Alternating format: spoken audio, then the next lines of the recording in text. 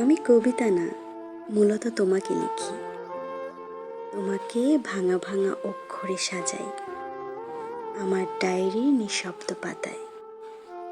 তারপর তুমি হয়ে যাও অনবদ্য এক কবিতা, যে কবিতায় তুমি মেলে ধরো নিজেকে এবং আমি হারিয়ে ফেলি তোমাকে।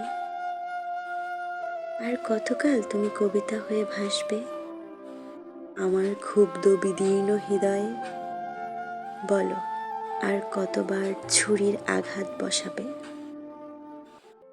প্রিয়, এসো এবার সন্ধি করি আমরা দুজনে। আমি তোমাকে লিখব নিপুণভাবে, বিনিময়ে তুমি আমায় শুধু ভালোবেসো।